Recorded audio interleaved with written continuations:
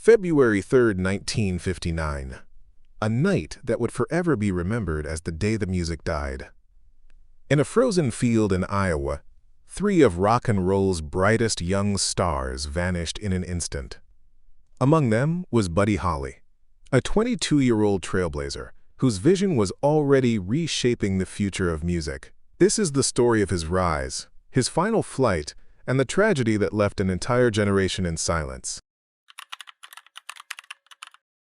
Charles Hardin Holly, known to the world as Buddy Holly, grew up in Lubbock, Texas.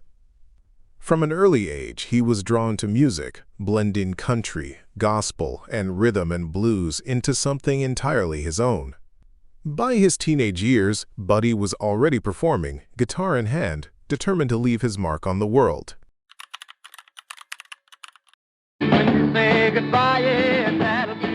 In 1957, Buddy Holly's career took flight with hits like That'll Be the Day and Peggy Sue.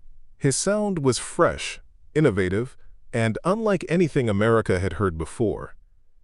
With his thick glasses, unassuming look, and unstoppable energy, Buddy proved that talent, not image, defined a true star. Behind his music was a creative force that would later inspire legends like the Beatles and Bob Dylan. By early 1959, Buddy Holly was on the Winter Dance Party Tour, traveling across the Midwest in some of the coldest weather in years. The conditions were brutal. The musicians rode in buses that often broke down in the freezing night, leaving them sick, tired, and worn.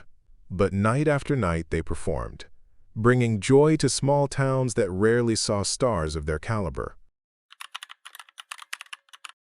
On February 2nd, after a performance in Clear Lake, Iowa, Buddy made a fateful decision. Frustrated by the freezing buses and eager for rest, he chartered a small plane to the next stop in Moorhead, Minnesota. Joining him were two fellow rising stars, 17-year-old Ritchie Valens and J.P. Richardson, the Big Bopper. For them, it was meant to be a short flight, a brief escape from the punishing road. Shortly after midnight, the plane lifted off into the snowy night. But just minutes later, it lost control and crashed into a frozen cornfield. Everyone on board was killed instantly. News spread across America like wildfire. Radio stations fell silent. Fans wept.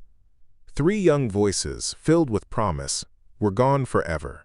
February 3, 1959 became etched in history as the day the music died. Though Buddy Holly's career lasted less than 2 years, his influence was immeasurable. His songwriting, his use of the studio, and his fearless experimentation laid the foundation for modern rock music. The Beatles took their name in part as a tribute to Buddy's band, the Crickets. His spirit lived on in every chord, every harmony, every young musician who believed they too could change the world with a guitar and a dream.